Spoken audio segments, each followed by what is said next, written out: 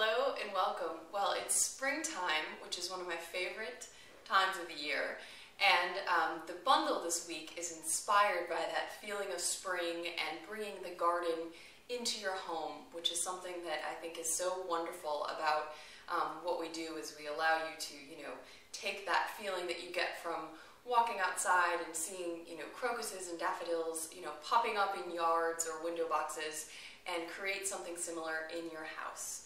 So what I'm going to do this week is make my arrangements in a cluster. So sometimes I make, one arrangement and set it off to the side and move on to the next. Today I'm going to do them all together. And the theme here, as I just, was talking about, is spring and garden.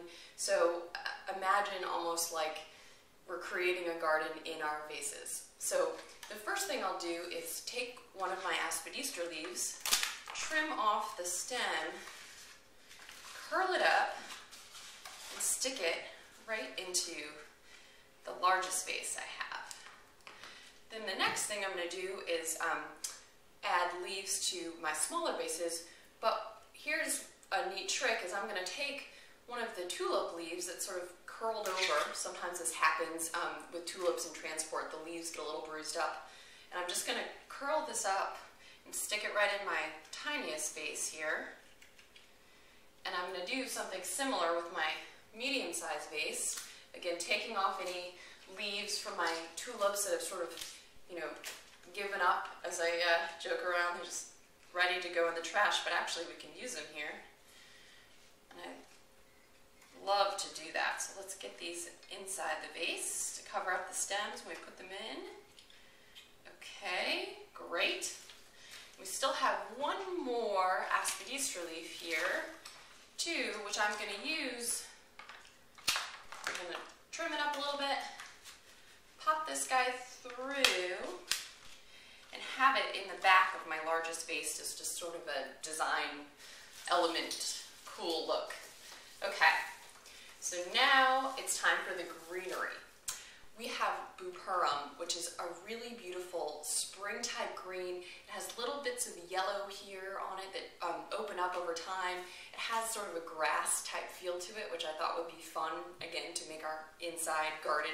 So what I'm going to do is trim off the lateral pieces, these side guys here, and save those while I go after the largest piece here. Let me cut it just like this. Take off some of these bottom leaves, and then start filling this vase with my tall pieces of Buperum, saving the smaller pieces for the smaller vases. All right, here we go. One more piece. Stick this in here. Again, filling it up, getting my, garden here that the lawn hasn't been mowed. All right, sticking that down. And this piece here.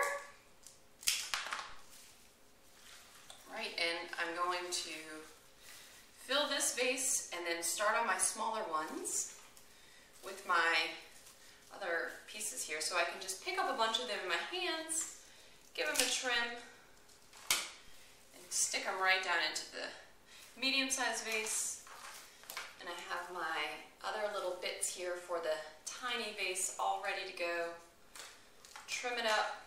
You can see here I've got one little extra piece, which I'll add to the mix.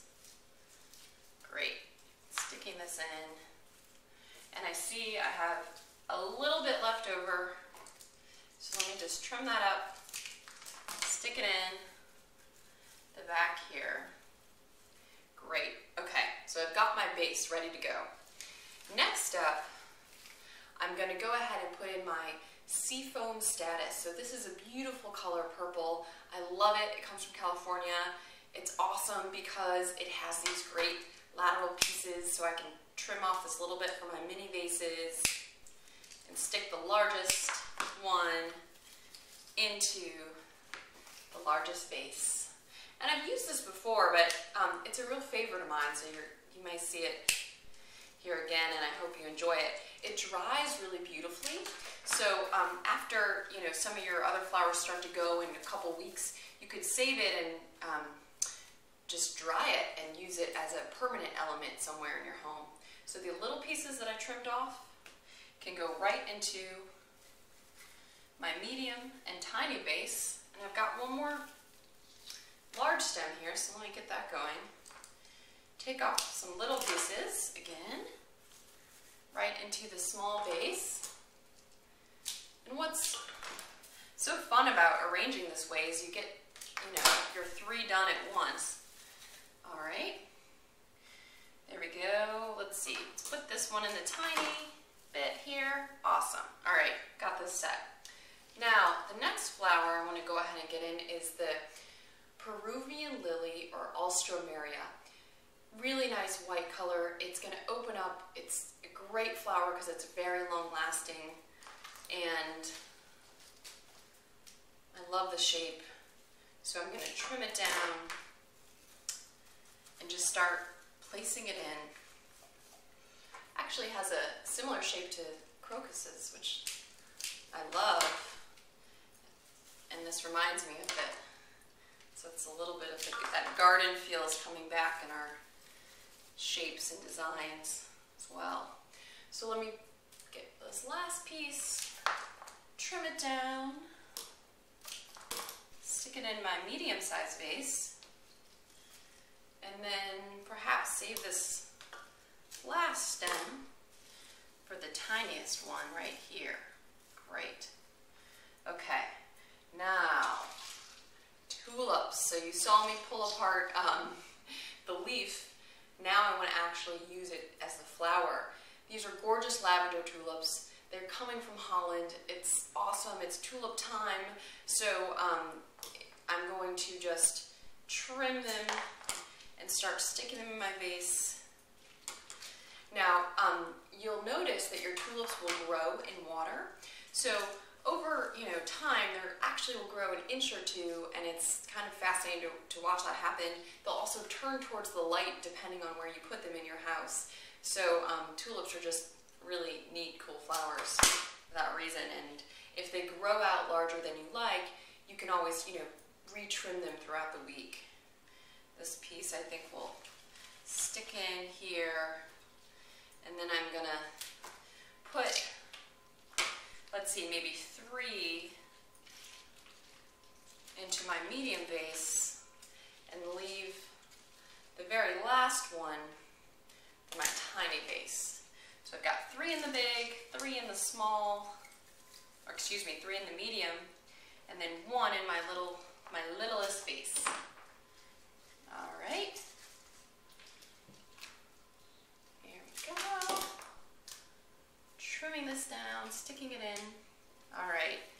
Now, my big sort of focal flower, the one that's sort of the most exciting and the most expensive flower in the bundle, is Garnet Glow Calla Lilies.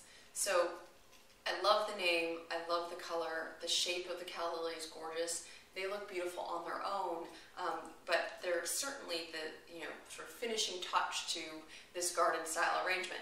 So since we have 7, I'm thinking that I'm going to follow the same recipe, which is I'm going to put 3 in the largest, 3 in the medium, and then 1 in the smallest.